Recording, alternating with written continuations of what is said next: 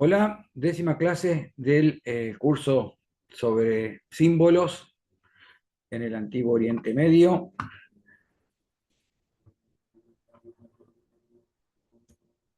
Estamos hablando de particularmente el tema del mito del centro y más específicamente en la clase de hoy lo relacionado con la montaña sagrada. Eh, La montaña entonces se manifiesta como un símbolo vinculado al centro, vinculado al origen del mundo, vinculado al axis mundo y vinculado también a eh, la comunicación que existe entre, particularmente en estos tres niveles, el nivel celestial, el nivel terrenal y el nivel del el inframundo, pero también es el lugar de residencia de los dioses, donde los dioses residen en términos de el plano terrestre, con proyección a el plano celestial. Tengo un pequeño problemita acá. Bueno, ya se irá solucionado. Entonces, vamos a tratar de definir los elementos y circunscribirnos a la zona de Canaán, lo que es actualmente la región de Palestina, un poquito más al norte y un poquito más al sur también, pero de todas maneras Canaán era esa región. Le llamaban a los habitantes, le llamaban cananeos, ¿no? Eh, Ese lugar era el dominio en términos generales, es un lugar muy particular, hay diversidad de culturas y demás, pero la particularidad es que había un dios llamado El. Este dios El era un Dios todopoderoso, un Dios creador, pero un demiurgo, un Dios creador del mundo, pero se había como retirado a un segundo plano y el Dios que se había impuesto como un Dios guerrero y un Dios que estaba vinculado con la creación, con la tierra, estaba vinculado con los problemas de las personas, era justamente otro Dios que es distinto a él, que era el Dios Bajal. El Dios Bajal era un Dios muy presente. Entonces, en contexto del antiguo Israel, el antiguo pueblo de Israel, la palabra Israel es un poco complicada, la vamos a ir aclarando en función de que vaya apareciendo. Eh, en ese contexto en que los judíos escriben la Biblia, recordemos un poco lo que vimos al principio del curso, esa breve síntesis que hicimos.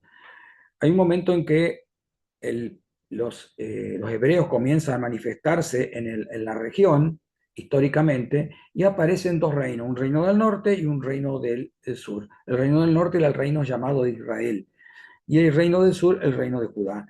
Pero todos, el conjunto tanto de estos judíos como de estos israelitas, pertenecían al gran pueblo llamado de Israel. Por eso a veces hay una confusión, ¿no? Con respecto a esto. O se presta para confundirse un poco. Entonces, Israel, aparte es el nombre que le dio, Yahvé le dio a Jacob, después de una escena particular que en algún momento vamos a comentar. Entonces, es por un lado, el nombre de Israel es un gran pueblo, pero también es una parte de ese pueblo, cuando ese pueblo se establece y forma un reino, el reino de Israel. Entonces a veces, y también es el nombre de Jacob, por eso se puede llegar a confundir, hay que aclarar un poquito cuando aparece ese nombre a qué nos estamos refiriendo particularmente. Volvamos al tema de Bajal. Bajal es un dios activo y es un dios guerrero y que se impone en el mundo terrenal. El dios él, en cambio, era un dios como retirado, ¿no? De todas maneras, era un dios, el dios por encima de todo. También se lo asociaba con las aguas dulces, ¿no? Y específicamente con una montaña. Lo que pasa es que en los textos que tenemos sobre estas divinidades cananeas, eh, hasta principios del siglo XX, esos textos eran únicamente textos, prácticamente textos bíblicos, era como lo nombraban cómo no, la Biblia nombraba a estos dioses que consideraba totalmente enemigos y a los cuales había que combatir, porque había que imponer a este Dios único que era Yahvé, ¿no? Pero aproximadamente en el año 1930 se descubre la antigua ciudad de Ugarit, una ciudad que tuvo su final en la crisis del siglo XII, entonces más o menos en el 1300, y entonces eh,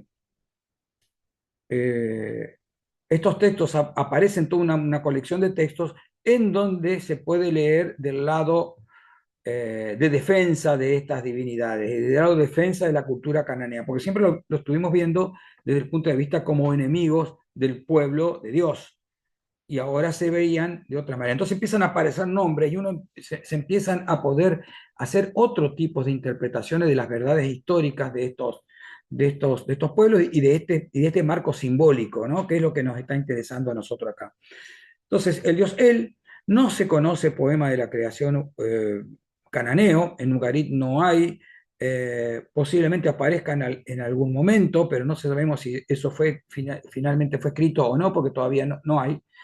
Eh, pero sí tenemos algunas otras cosas, ¿no? Específicamente hay un ciclo de Bajal que, bueno, se describe toda la lucha de Bajal contra las fuerzas del caos, todo este tipo de cosas que en nuestros cursos anteriores lo hemos estado analizando más de cerca. De todas maneras, él, el Dios Supremo, aparentemente vive en un monte, desde ahí gobierna y ahí tiene su asamblea de los dioses, algo muy, muy importante porque va a ser citado también en algunos textos bíblicos. No se sabe bien en qué monte, o no se sabía bien, hasta que apareció un texto que decía que era el monte Lalu. Eh, de todas maneras, es la única mención que hay sobre este monte, y es como una especie por ahora es una especie de anécdota nomás, ¿no? Dice, se dirigieron al centro del monte Lalu, a la asamblea, en consejo. Allí los dioses se habían sentado a comer, los santos a una comida. Bajal estaba al pie junto a él. Entonces, ¿qué podemos saber de esto? Bueno, que hay un monte sagrado, donde el dios él tiene una asamblea de dioses y que Bajal estaba ahí como elemento más importante, ¿no? Eh, tenemos que considerar que, vamos a ver un poquito la que sigue,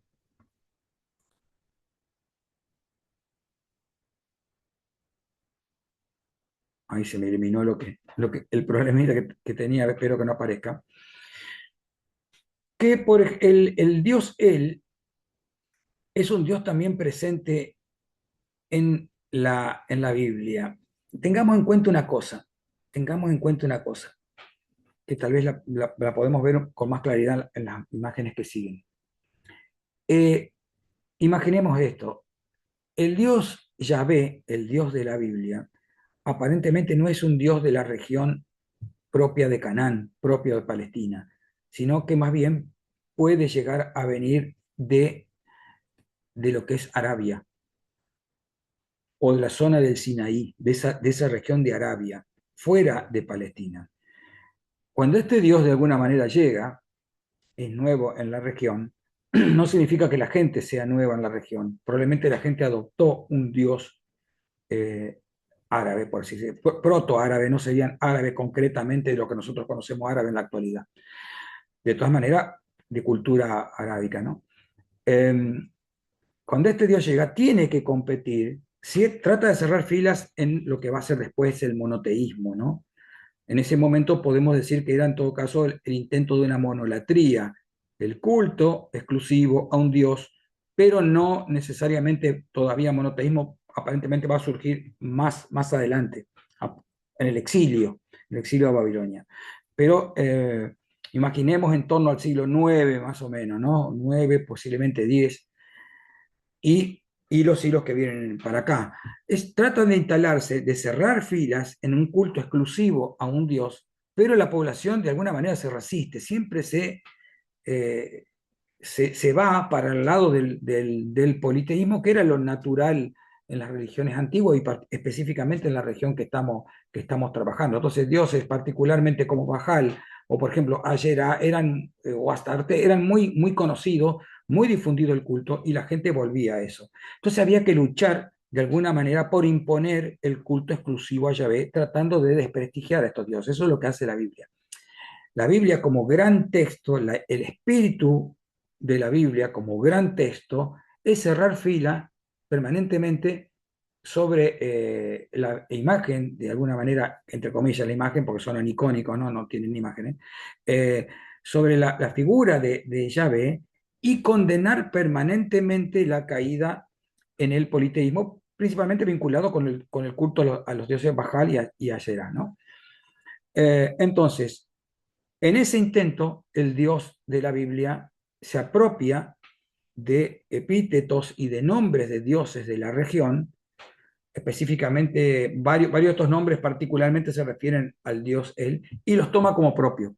Entonces, Él, cuando la Biblia aparece Él es un nombre, es un nombre específico del Dios, es el Dios cananeo, y cuando se habla de él en la Biblia como si fuera Yahvé, es una apropiación del nombre. Este mismo mecanismo lo vimos en algún momento vinculado con el dios Marduk en Babilonia, en donde Marduk se apropia de los nombres y lo mismo, por supuesto, pasando las barreras de la cultura y de todo este tema, algo similar a este mecanismo aparece en Egipto también vinculado con el dios Ptah, también el dios Ta. Los otros dioses son como manifestaciones de Ta, pero todos son el dios Ta.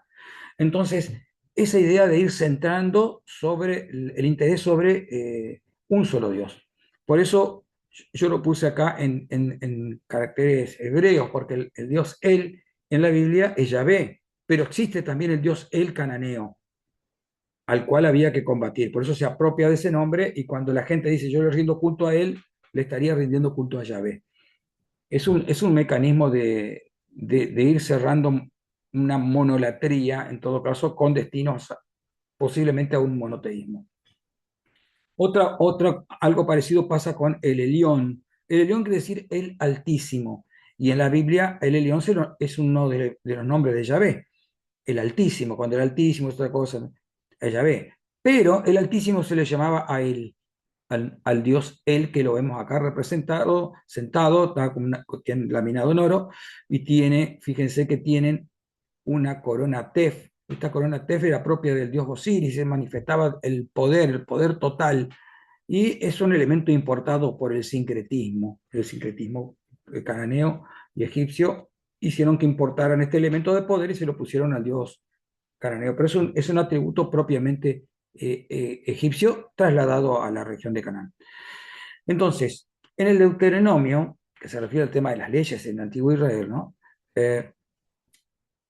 Se lee, cuando el Altísimo repartió las naciones, cuando distribuyó a los hijos de Adán, fijó la frontera de los pueblos según el número de los hijos de Dios. Más la porción de Yahvé fue su pueblo, Jacob, parte de su heredad. Entonces, acá cuando dice la Biblia dice el Altísimo, uno se le figura primero Yahvé, pero acá no está nombrando a Yahvé, está nombrando a otro Dios que no es Yahvé, porque Yahvé está acá. Yahvé es uno de los hijos del Altísimo. Y Yahvé dice, fue su pueblo, Jacob. Recordemos que Jacob es Israel, es el nombre antiguo de Israel. Era Jacob, después de Jacob era un personaje, ¿no? Y Dios le cambió el nombre y le puso Israel. Dice, y su pueblo, Jacob, su parte de heredad. Entonces, Yahvé aparece acá como hijo del Altísimo. Entonces, el Altísimo no es el mismo que Yahvé.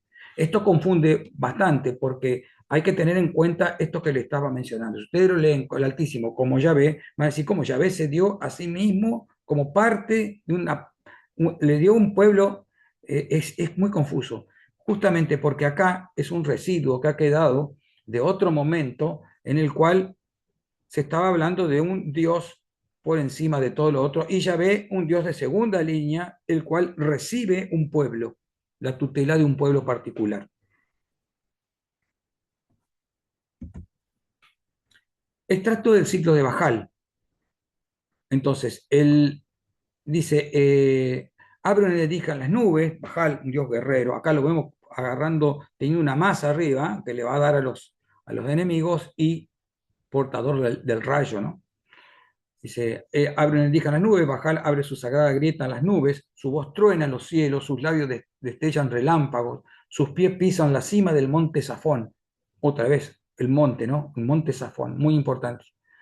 Dice, soberano de la tierra, señor de los dioses, el trueno es su voz, la lluvia es su poder. Él solo tiene autoridad sobre todas las divinidades. Es un Dios prácticamente todopoderoso, si no fuera por el simbolismo que hay arriba hay un Dios más, pero que no hace nada. El que hace es este es el Dios activo y rey de los dioses. En el Éxodo 19 dice, al amanecer del tercer día hubo truenos y relámpagos, una densa nube cubrió la montaña, se oyó un fuerte sonido de trompeta, todo el pueblo que estaba en el campamento se estremeció de temor. Moisés hizo salir al pueblo del campamento para ir al encuentro de Dios, y todos se detuvieron al pie de la montaña. La montaña, otra vez, el personaje montaña, el elemento montaña como un elemento desde el cual se comunica eh, la divinidad, ¿no? Moisés habla y el Señor respondía con el fragor del trueno. La forma en que se comunica Yahvé es muy parecida a la de Bajal, porque justamente están intentando, esto es un intento de decirle al pueblo de los fieles de Yahvé, que cae permanentemente, ve muy atractivo el culto de Bajal, que en realidad como que Bajal en realidad es Yahvé. Eso es lo que le están diciendo. Están trasladando elementos de Bajal a Yahvé para que Yahvé tenga esas características de lo que la gente sigue. Por eso son muy parecidos y viven en una montaña. Por supuesto que está hablando del monte Sinaí, porque esto está hablando de Moisés en el desierto. Pero esas historias tienen ese carácter. No importan, o sea, no son historias en el sentido que nosotros consideramos historia actualmente, son incomprobables. Ahora, lo que están queriendo hacer los escritores de la Biblia, cuando escriben la historia de Moisés, una historia legendaria que no hay ningún tipo de prueba, lo que están haciendo es tratar de traer una historia inventada o no, pero traer una historia y hacerla valer en el momento este. En el momento había que combatir a bajar la gente, entonces lo que hay que hacer es que traer una historia que sea ejemplificadora en el momento en que está siendo escrita y usada. Ya si es histórica, si no, si existió, si no existió, es otra discusión. Ese es el valor que tienen esas historias. Nosotros lo hacemos también continuamente. Traemos historia, la tomamos como metáforas para explicar la actualidad. La caída del Imperio Romano, todo este tipo de cosas se ha utilizado siempre para ese tipo de cosas. Más allá de que si existió o no, bueno, haremos una investigación al respecto, pero lo importante es eso. En este momento se trata de combatir a estos dioses. Estos dioses vivían en montañas y demás, bueno, tiene que ser algo similar para poder consumirlo. Dice, el profeta Isaías describe el corazón soberbio del rey de Babilonia. El año pasado analizamos algo sobre esto, ¿no? Cuando vimos sobre el tema del diablo. Dice, buscando usurpar el lugar de Yahvé. Entonces dice, la versión de la Biblia Reina Valera dice, tú que decías en tu corazón, subiré al cielo en lo alto junto a las estrellas de Dios, levantaré mi trono y en el monte del testimonio me sentaré a los lados del norte. Una cosa medio rara, ¿no? Esta traducción, porque queda con el lado del norte, parece que fuera importante, pero el lado del norte, ¿qué es? La Biblia de Jerusalén. Tú que habías dicho en tu corazón, al cielo voy a subir, por encima de las estrellas haré mi trono y me sentaré en el monte de la reunión. Ya acá es otra cosa, en el extremo norte. Fíjense cómo cambian lo importante del tema de la intención de las traducciones, ¿no? La Biblia de Jerusalén ya pone monte de la reunión. ¿Cuál era el monte de la reunión? ¿Y cuál monte estaba en el norte? El monte de Safón. El monte Safón es el lugar de reunión, de alguna forma, de reunión de los dioses. Porque reunión de qué? Fíjense, es un texto que teóricamente es un texto explícitamente, ya este Isaías todavía no es el monoteísmo extremo, pero bueno, ya manifiesta, pero está hablando del monte de reunión, está considerando la existencia de otros dioses todavía, quienes se reunían en el monte. Y el extremo norte era el monte Safón. La palabra Safón justamente pasa, el simbolismo es tan fuerte y está en el norte, eh, que en el extremo norte ya de la región de Canaán, que en la lengua antigua hebrea era sinónimo, Safón era sinónimo de norte. Entonces, el norte, pero como un lugar simbólico de importancia, donde viven las divinidades, donde vive Bajal, donde vive trasladando, donde vive Yahvé, porque se está tratando de asimilar Yahvé, que en realidad viene de otro lugar, al dios más fuerte local. Está tratando de consumir los atributos del dios local para tener fortaleza en el lugar. La nueva versión internacional, una Biblia que tiene un tipo de traducción distinta a las demás, porque las demás traducen palabra por palabra y la van adaptando o la intención va manipulando de alguna manera las palabras, no falseando, pero sí buscando la acepción que más sirve para lo que quieren expresar. Esta, en cambio, se traduce como por ideas. Entonces, por ahí tiene cosas bastante contundentes, ¿no? Eh, Dice, dijiste a tu corazón, ascenderé al cielo, levantaré mi trono por encima de la estrella y yo me sentaré en el monte de la asamblea, ya dice monte de la asamblea, eh, lo mismo que decía el texto que estuvimos viendo antes, en las alturas del monte Safón, acá directamente el monte Safón. ¿Por qué? Y porque el norte al que se refiere, por ejemplo, la versión de Reina Valera, es el monte Safón. Entonces, explícitamente, directamente ponen monte Safón, lo que aclara bastante la situación. Está hablando de un monte que está por fuera y donde vivían los dioses cananeos. Deuteronomio 33 de Reina Valera, ¿no? Esta es la bendición con la cual bendijo Moisés, varón de Dios, a los hijos de Israel. Antes, estoy mirando la hora, por ahí me distraigo. Ah, antes que muriese, dijo, Jehová vino de Sinaí y de Seir, les esclareció, les resplandeció desde el monte de Param y vino entre 10 millares de santos, está considerando muchos dioses también, con la ley del fuego en su mano derecha, ¿no? ¿Qué está queriendo decir acá? Y bueno, esto que estábamos tratando de expresar, ¿no? Que Yahvé no es un Dios propio de la zona de Canaán, sí la población, pero no el Dios mismo, ¿no? Sino que ahí dice explícitamente que vino del Sinaí. El Sinaí no queda en Canaán, queda en la zona de Arabia, ¿no? Ahí en el límite entre Egipto y Arabia, ¿no? Está la península del Sinaí. Y Seir también está en un lugar también de ahí, ¿no? Y el monte Parán está vinculado también con la península de Sinaí. Eh, Jueces 5, el canto de Débora es uno de los textos, no tanto Jueces 5, sino ese texto al que se denomina canto de Débora es muy antiguo, es más antiguo que el texto de Jueces en sí. Eh, Débora era una jueza medio legendaria, ¿no? No se sabe concretamente si existió o no, o son atributos de las diosas. Bueno, es toda una discusión respecto de Débora por la antigüedad también. Aparte, Débora es el único juez femenino que se nombra, entonces hay muchas dudas al respecto. Pero bueno, el texto está y expresa algo que a nosotros nos puede llegar a servir, ¿no? Y dice, cuando saliste de Seir, de la zona esta que estábamos hablando, Yahvé, cuando avanzaste por los campos de Edom, bueno, Edom también queda en el sur de Palestina.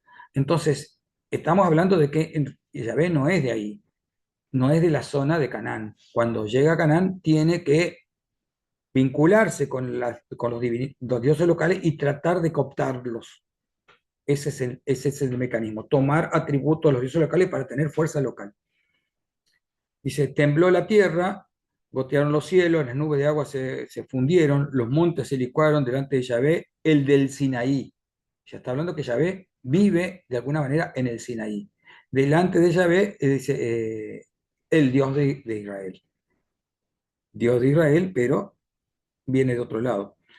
Las inscripciones de Contidiar Ahrud, este lugar Contidiar Ahrud, es un lugar donde se encontraron unas especies de pitoi se le llaman, pero son como unas ánforas que tienen algunas inscripciones y unos dibujos muy curiosos. Inclusive en uno se habla de la consorte de Yahvé.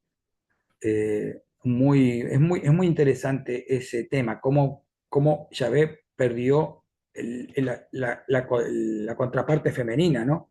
Cosa que los otros dioses tienen, en pos del monoteísmo. Eh, pero en esta región se habla de Yahvé de Temán. Temán es una ciudad de Edom, también del sur de Canaán.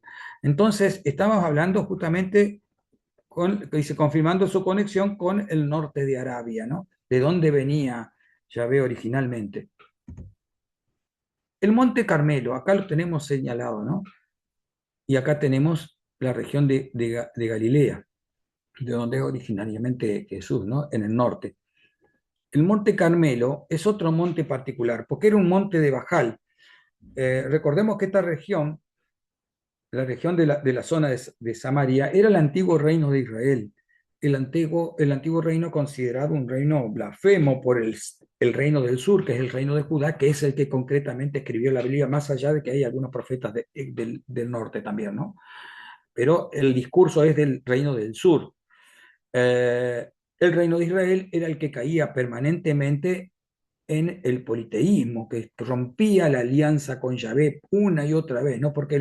Los, porque el pueblo llano era así, estaba vinculado a la propia cultura cananea y a los dioses cananeos, y porque los reyes de Israel se casaban, por ejemplo, tenían con mujeres que eran cananeas.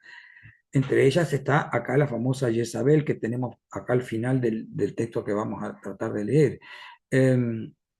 Entonces, la idea era que para mostrarle a su pueblo que Yahvé es el Dios verdadero, el profeta Elías, el profeta Elías convocó a un desafío, hacía tiempo que no llovía, y convocó un desafío en el Monte Carmelo, en el monte propio de Bajal, eh, a 450 profetas de Bajal, los desafió a que provocaran la lluvia por invocación al Dios. Entonces, estos, eh, lo voy a leer un poco para a ver si no me estoy pasando alguna cosa. Por mucho tiempo fue dirigida la palabra de Yahvé a Elías el tercer año diciendo, vete a presentarte a Ahab. Ahab era el rey, pues que voy a hacer llover sobre la superficie de la tierra. Cuando Ahab vio a Elías, le dijo, bueno, tú eres el azote de Israel, tipo cosas así, intercambio de insultos y demás, y convoca justamente al Monte Carmelo a 450 profetas de Bajal, dice que comen en la mesa de Jezabel. Y se tomaron un novillo, bueno, hicieron un sacrificio los profetas de Bajal, pero no hubo ningún tipo de respuesta. La condición era que no tenían que prender el fuego. Entonces Elías dice, tomó 12 piedras según el número de tribus de hijos de Jacob, al que fue dirigida la palabra de Yahvé diciendo, Israel será tu nombre. Inclusive Elías había mojado la leña para que sea más difícil todavía prender el fuego. Sin embargo, Yahvé se manifestó, largó fuego desde el cielo y prendió el holocausto, ¿no? Prendió el sacrificio. El holocausto es una palabra griega que quiere decir todo quemado, o lo de la totalidad del causto de quemar algo, ¿no? Justamente holocausto significa sacrificio. Entonces, devoró el holocausto, lo que le habría brindado al pueblo, este cordero degollado, ¿no? Y prendió el fuego y eso se quemó. Dice, todo el pueblo vio y cayeron en su rostro, dice, lo vio, Yahvé, bueno, hizo finalmente llover. Dice, y Elías le dijo, cuando Yahvé se manifestó, le demostró al pueblo, ven que Yahvé es el único Dios que puede llegar a hacer llover y que el Dios Bajal no puede y los profetas de Bajal no sirven. Entonces dice, Elías les dijo, echad mano a los profetas de Israel, que no escapen. Ninguno de ellos dice, les echaron manos y Elías les hizo bajar al torrente del Quizón, es un arroyo, ¿no? Lo hizo bajar y los degolló a todos. Así de sencillo. Lo que está tratando de hacer justamente es de demostrar que el poder auténtico en el monte de Bajal lo tiene Yahvé. Entonces ese monte para la gente pasa a ser un monte de Yahvé. Para los fieles a Yahvé, el monte pasa a ser ese. Otro de los montes, ¿no? Entonces, tenemos otros montes también importantes, el monte Moriah y el monte Sión. muy difundido, ¿no? El monte Sión, la palabra Sión, porque pasó a significar varias cosas. El monte Moriah según la tradición, dice, es donde Abraham subió para sacrificar a su hijo Isaac por orden de Yahvé. Yahvé le pide un sacrificio, dice que sacrifica al hijo, una historia muy conocida, ¿no? En ese lugar, según la tradición, el monte Moriah es el lugar del sacrificio, ¿no? Pero también el monte Moriah es donde está la cúpula de la roca, donde se dice que ascendió a los cielos Mahoma, ¿no? Después vuelve y después tiene una muerte natural, pero ahí también está vinculado con el islamismo muy posterior a todo esto, ¿no? Muy posterior. De todas maneras, es un lugar sagrado. Dijimos que en clases anteriores vimos como cuando una hierofanía se manifestaba en un lugar y lo sacralizaba ese lugar era como una presa de alguna manera que cuando se imponía una idea religiosa por encima de la otra, lo volvía a tomar. Lo vimos en el Panteón, lo vimos también en el tema de la Catedral de Notre Dame, y hicimos algunos ejemplos como para tener idea de cómo funciona ese mecanismo. Por eso los lugares sagrados son lugares sagrados para diversas religiones a veces, ¿no? Por más que sean, no son apuestas, el islamismo no es opuesto al judaísmo, de ninguna manera, son parte de lo mismo, ¿no? Del mismo cuerpo. Eh, También tenemos elementos asociados al cristianismo también en ese lugar. Más allá, un poco más allá, a la derecha del mapa, o sea, para el lado este, está el Monte de los Olivos, también muy vinculado al cristianismo, ¿no? Y el Monte Sión está en la ciudad antigua, ¿no? De Jerusalén. Lo tenemos fuera de las murallas. Acá está el Monte Sión, ¿no? Dice, se encuentra fuera de la muralla y el término Sión fue usado por primera vez en la Sagrada Escritura para la ciudad de David, porque había habido una fortaleza, David vence por la gracia de Dios, por eso el monte se sacraliza, David vence y posteriormente se usó dice, se usó para el monte del templo, la palabra Sión, ¿no? Eh, y por eso la palabra, y después se termina esa palabra pasando a todo el pueblo de Dios, inclusive para la Jerusalén celestial, que es otro término que vamos a tratar de ver en un momento. La palabra Sion es muy amplia y en el día de hoy se habla del sionismo como el sionismo tiene ese nombre por el pueblo de Israel que va en camino de su historia, ¿no? Pero en su momento era el monte, el nombre del monte, Sion específicamente. Fue cobrando ese monte, fue cobrando importancia simbólica entre el judaísmo y fue como ampliándose. Hoy se usa para nombrar el monte recién llamado la colina occidental. Ese monte, cuando el cristianismo se instala ya como una secta judía independiente, ese monte es muy importante. Entonces, se dice que ahí, la tradición también dice que ahí se celebró la última cena de Jesús y el acontecimiento de Pentecostés, donde se manifiesta el Espíritu Santo. Fíjense, en ese monte, en el cual era muy judío, el simbolismo muy judío, David es el rey de los judíos, ¿no? Es el rey con mayúsculas de los judíos. Entonces, ahí el cristianismo instala la última cena y el acontecimiento de Pentecostés, dos elementos fundacionales. ¿Por qué? Y porque en Pentecostés era una festividad que se realizaba ahí, una festividad que se llama Shavuot, se llamaba, y era una festividad agraria que pasó con el tiempo a manifestarse como la entrega de las leyes de Yahvé a Moisés. Eso que había pasado allá en el monte del Sinaí, se hacía en el monte Sión, ahí en Jerusalén, eh, recordando esta entrega de las leyes, ¿no? Y justamente la última cena se realiza ahí porque Jesús constituye la nueva alianza. Entonces, esta nueva alianza vendría a contraponerse a la alianza antigua. a la alianza antigua que había hecho Yahvé con Moisés. Bueno, en esto el impulsor de todas estas cosas seguramente fue Pablo con lo que hizo Pablo. Después aparecen los evangelios, pero los evangelios son posteriores a los textos de Pablo. Recordemos eso. Se escribe después. Entonces, no se sabe si Jesús hizo la última cena o si hizo cena o no hizo cena. La cosa es que ese lugar era importante y había que dejarlo registrado como un lugar también de culto fundacional cristiano, donde Jesús hace la Eucaristía.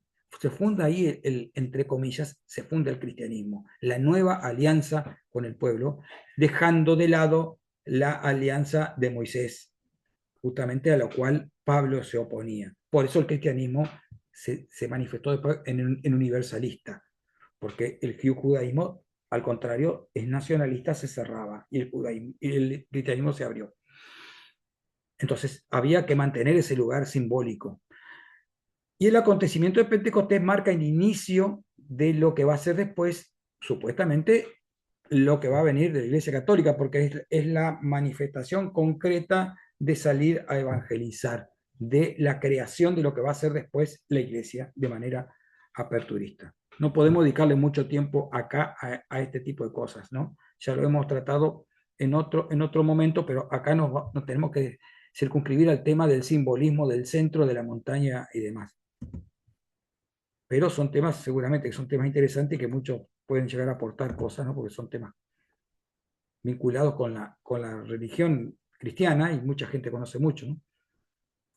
El Salmo 48 describe al monte Sión como la cumbre del Safón. Justamente, había que traer el monte, el simbolismo del monte de Yahvé, que estaba en el Safón, o en el Carmelo también, había que traerlo más acá, donde estaba la ciudad santa, y tratar de ubicar el centro del mundo que es la montaña sagrada, es eso, ahí en Jerusalén, en el monte Sión. Había que darle esa característica. Entonces dice, el Salmo 46 se establece a Jerusalén y al monte Sión como la morada sagrada de Yahvé. Había que traerlo del norte, de alguna manera, del monte Safón. Se había apropiado ya de alguna manera del monte Safón, el antiguo monte Bajal, pero ahora había que traerlo un poco más acá. Las tradiciones del dios cananeo, él, se fusionaron con la figura de Yahvé. Esto facilitó que Yahvé asumiera características de las deidades del norte, ¿no? Adoptando los atributos del dios de la tormenta, como ya habíamos visto, tiene los mismos atributos que Bajal, y estableciendo su dominio sobre el mundo desde el monte sagrado instalado en el centro del mundo. Jerusalén era el centro del mundo. No se trata de una mera indicación geográfica, sino una expresión metafórica, esto del norte, ¿no? Esto del norte. Ahora lo vamos a leer al texto.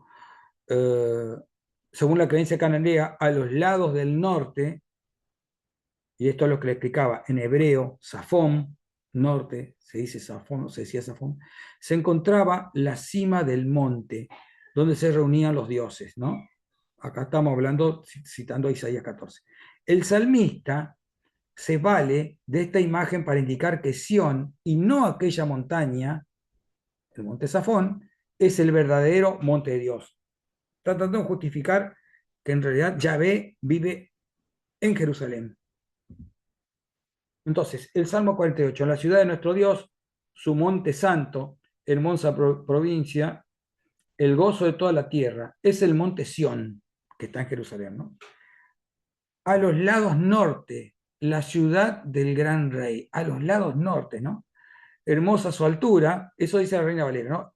Esta nueva versión internacional dice, hermosa su altura, el gozo de la tierra, como las alturas del Safón. Ya la versión internacional no tiene ningún problema en nombrar el monte. Como las alturas del monte Safón es el monte Sión.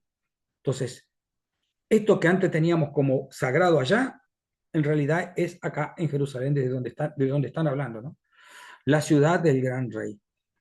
Al identificar a Sión con los lados nortes o la cumbre del Safón, el texto poético no intenta hacer una descripción geográfica, literal, sino que emplea una figura literaria para afirmar la supremacía de Dios. El Salmo declara de forma implícita que Dios de Israel habita en el verdadero monte sagrado, en el Sión. Eso es lo que está haciendo. Otro monte muy importante, ¿no? El Sinaí. Recordemos dónde quedó el Sinaí, queda esa península que está entre Egipto y Arabia, ¿no? Eh, en los libros Éxodo y Números, la montaña se le llama casi siempre Sinaí, pero aparece también el monte Joreb, ¿no? También aparece en otros lugares, pero se está refiriendo al mismo monte. Dice, el monte Sinaí está en la más alta de las montañas del lugar y la mejor y la de mejor pasto. Esto que estamos leyendo acá es de Flavio Josefo, este comentarista judío muy importante, ¿no? Porque es uno de los pocos que escribió sobre el tema el problema de los judíos en esa época. Eh, Él era pro-romano, pero escribía sobre los judíos porque él era de origen judío. En el siglo I, dice, está en la más alta de las montañas del lugar y la mejor pasto, pues la hierba es buena y no había sino comida antes a causa de la opinión que tenían de los hombres de que Dios moraba allí. Por eso decía que tenía buen pasto. Y los pastores no osaban subir hasta el lugar. O sea, todo era en torno a la montaña, pero ninguno se animaba a subir porque era una montaña sagrada. Eso dice Fabio Josefo. Dice, el posicionarlo en Gebel Musa, Gebel significa en árabe montaña, ¿no? Eh, Porque actualmente hay excursiones al monte Sinaí, la gente dice, yo fui al monte. No, no se sabe cuál es el monte Sinaí. No hay ninguna precisión de cuál era el monte a la cual se refiere el texto del Éxodo. Esta descripción de Josefo también es totalmente amplia, no se sabe a qué monte se le llamaba monte Sinaí. Pero está localizado en Gebel Musa, en este lugar, ¿no?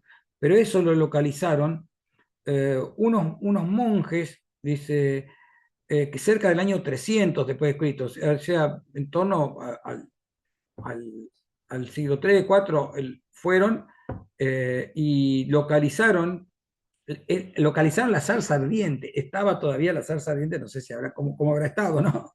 Pero la zarza que había ardido en su momento, estos monjes dijeron que la habían encontrado cuando se enteró Santa Elena, la madre del emperador Constantino, que se dedicó a buscar todo este tipo de cuestiones para legitimar el cristianismo, lo tomó como verdadero y ahí quedó así porque estableció un monasterio y bueno, para el creyente ese es el monte, pero en realidad no se sabe a qué monte se está haciendo referencia. Sí en la gran región, ¿no? Porque es el Sinaí, pero nada más. El monte Sinaí, en el monte Sinaí muestra a Moisés la forma del santuario que deberá construir. Esto ya lo estuvimos viendo, lo vamos a recordar nada más, que ahí en el monte, de alguna manera le dice Yahvé a Moisés cómo debe construir el tabernáculo, este tipo de templo móvil, ¿no? Este tipo de templo móvil, y que va a ser de alguna manera el modelo con el cual se va a valer el rey Salomón para construir el templo de Yahvé en Jerusalén, ¿no? Porque en Crónicas se dice, David dio a Salomón, su hijo, el plano del pórtico del templo, la tesorería, la presencia de cámara, bueno, y todo, dice, todas estas cosas, dijo David, me fueron trazadas por la mano de Jehová, que me hizo entender todas las obras del diseño. Entonces, ese es el diseño. Por eso el templo es sagrado. Esto lo vimos también con el tema de los egipcios, ¿no? Y también lo vimos con el tema de la construcción del templo de Gudea, por ejemplo, que son las fuentes que nosotros tenemos donde aparece esta temática, ¿no? Los templos son sagrados porque son dictados por los dioses. Son construcciones dictadas por los dioses. Y acá está dando cuenta de eso, ¿no? Justamente en el monte Sinaí se manifestó. Y esa idea fue trasladada después por David a su hijo Salomón para construir el templo en Jerusalén. Baruch 2 es un libro, es un apócrifo, que es conocido también como Apocalipsis siríaco, que está atribuido a Baruch, que era un escriba del profeta Jeremías, ¿no? Este libro es un libro de lo que llaman intertestamentario, porque está entre los libros del Antiguo Testamento y la aparición de los libros del Nuevo Testamento. Está ahí en el medio. No es un libro canónico para ninguno, pero este libro tuvo muchísima influencia en el cristianismo y en el judaísmo, muchísima influencia, pero no aparecen en los textos seleccionados, ¿no? Es un libro apócrifo y pseudoepigráfico porque está escrito en el siglo I o en el II y no tiene nada que ver la persona que lo está, que supuestamente es el autor, ¿no? Este Baruch. Eh, entonces, eso es muy típico, hacer nombrar esta la pseudoepigrafía, ¿no? Nombrar como autor de un texto que necesitamos en la actualidad a un antepasado con prestigio, como si hubiera escrito una especie de profecía de lo que estamos viendo en la actualidad. Esto en los textos bíblicos es bastante común y mucho más en estos tipos de textos intertestamentarios, por ejemplo, como el libro de Daniel, que aparece en la Biblia. Dice, en el año 70 después de Cristo, el templo fue destruido. Los romanos destruyen el templo aproximadamente, no se sabe con precisión, pero en el año 70 se fijó como una fecha, ¿no? Lo destruyó y este texto aparece como una especie de esperanza, de decir, las piedras no son importantes, el templo de piedra no es importante, lo que es importante es otro templo que está en otro lado en todo caso. Entonces le da como una especie de esperanza al gran pueblo judío, ¿no? Que se sentía muy fuera de todo este mundo con la destrucción de su ciudad y de su templo. Entonces, parece esta idea de la Jerusalén celestial. Dice, ¿crees que esta es aquella ciudad de la cual te dije? Dice, en las palmas de mi mano tengo grabada. Este edificio que ahora se destruye entre vosotros no es el que me ha sido revelado. O sea, le está diciendo, este templo que destruyeron los romanos no es el verdadero. Primero parecía que sí, por lo que vimos antes, pero ahora le está diciendo que no es el verdadero, ¿no? Eh, no es el que me ha sido revelado y que preparé aquí de antemano desde el momento en que decidí construir el paraíso y mostré a Adán antes de que pecara, pero cuando transgredió el mandamiento le fue quitado de él, como también el paraíso. Después de esto se lo mostré a mi siervo Abraham y también se lo mostré a Moisés en el monte Sinaí. O sea, todo eso que había dictado, dice, cuando le mostré la figura del tabernáculo y todos sus detalles. Y ahora aquí está guardado conmigo en el paraíso. O sea que este templo, está diciendo que este templo que es tuyo no es el templo, sino que el auténtico templo lo tiene el mismo Yahvé en el paraíso y que se lo había mostrado a Abraham y al mismísimo Adán antes de que lo echara, por supuesto, ¿no? Es una especie de visión esperanzadora, ¿no? De que el templo está todavía firme, pero en otro lugar, en el cielo, no en la tierra. El Apocalipsis 21, ya el Apocalipsis de Juan es un libro cristiano, ¿no? Se acercó uno de los 7 ángeles y me dijo, ven que te voy a presentar a mi novia, la esposa del Cordero. Me llevó en el espíritu a una montaña grande y elevada, otra vez el tema de la montaña, y me mostró la ciudad santa de Jerusalén, que bajaba del cielo procedente de Dios. O sea, estamos viendo montaña vinculada con una ciudad celestial. Esto mismo lo estuvimos viendo para Babilonia, ¿no? Y que se vincula, hay una comunicación entre la divinidad en la montaña y la parte terrena, ¿no? Dice, resplandecía con la gloria de Dios y su brillo era como de una piedra preciosa, semejante a una piedra de jaspe transparente. Dice, no vi ningún templo en la ciudad, porque el Señor Dios Todopoderoso y el Cordero son su templo. Entonces, el cristianismo da un paso más. Al templo no lo tiene Dios siquiera. Tiene una ciudad, Dios, una Jerusalén celestial. Eso estaba contemplado ya por los judíos, pero no tiene templo. ¿Por qué? Porque para el cristianismo el templo es el mismo Cordero. Jesús es el templo. O sea que es un paso más allá todavía.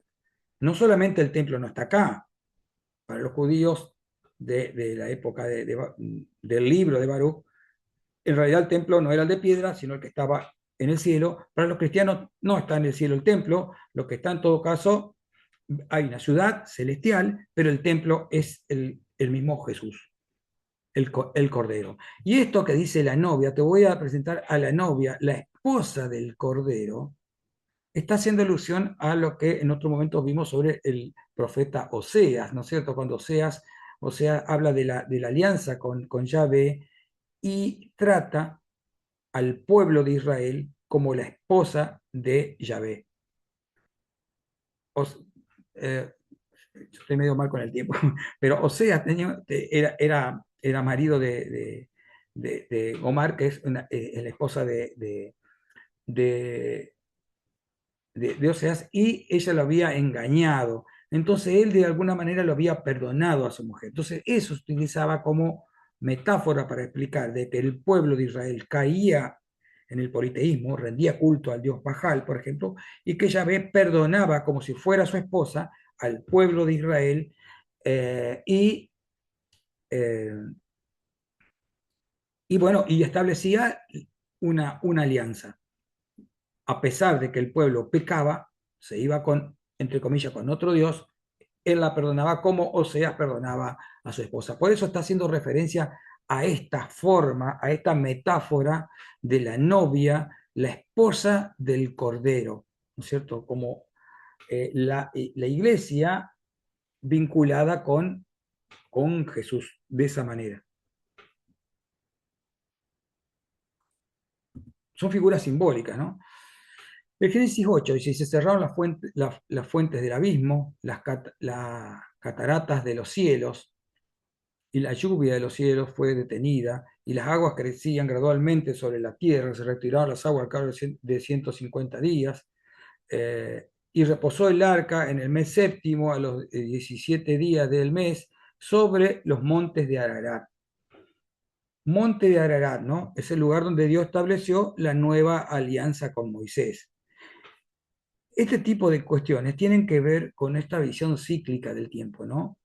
Esta visión de destrucción y nuevo nacimiento. El arca de Noé es justamente eso, la destrucción del mundo y una nueva creación. Es la recreación de la creación. Es la creación cíclica, de alguna manera, ¿no? Si bien después todo va tendiendo a cambiar, a ver, tener un viso de linealidad en el tiempo, pero son herederos de esto que estuvimos viendo, ¿no? Entonces, de entrada nomás, no existe el Monte Ararat. El Monte Ararat actual se llama Monte Ararat por la Biblia. Entonces, en todo caso, era una región de Ararat, posiblemente en esa zona. Él habla de los montes de Ararat, no de un monte Ararat. Por eso cuando la pseudociencia por ahí dice, descubrimos en el monte Ararat el arca perdida, no tiene ningún tipo de fundamento. De hecho, es mentira. No hay ninguna prueba y no tampoco se habla de un monte, se habla de una región. Hoy se le llama Monte Ararat, pero por la Biblia se le llama Monte Ararat. Entonces, lo más importante de esto es que ahí establece una nueva alianza. Una destrucción, bueno, empezamos de nuevo. Algo parecido pasaría con lo de Lot y lo de Sodoma y Gomorra. Una destrucción, símbolo de una destrucción masiva, y aparece una nueva alianza.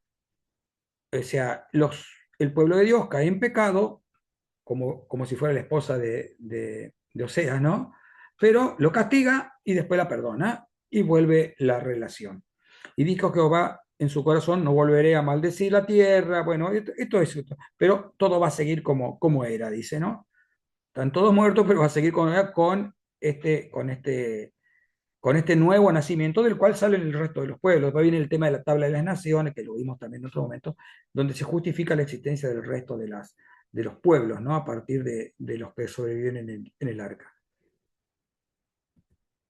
Dice, la montaña de Ararat sería el lugar donde la creación tuvo un nuevo episodio. ¿Qué pasa con esto? ¿No? Dice, el arca de Noé es vista como una prefiguración de Cristo. Los cristianos toman esta historia muy arraigada en el, eh, en el judaísmo, en el judaísmo tradicional de la época, ¿no? Eh, y le dicen, bueno, en realidad el arca de Noé es el mismo Jesús en el cual vamos todos, y bueno, establece una nueva, todos nos salvamos si nos metemos en ese arca. Es más, hay una relación entre la puerta y el lado eh, el lado acá, sin mano, no recuerdo el lado izquierdo, donde tiene la herida Jesús y demás. Ellos establecen todo un simbolismo a partir de este simbolismo que es muy fuerte, muy necesario, y lo cristianizan, lo cargan con valores del cristianismo primitivo, ¿no? Dice, la prefiguración de Cristo como una nueva alianza y de la iglesia. El madero del arca representa la cruz, le empiezan a dar atributos, ¿no? Ya el cristianismo ya instalado, ¿no? El diluvio, el agua, es como el bautismo de esto que van a hacer.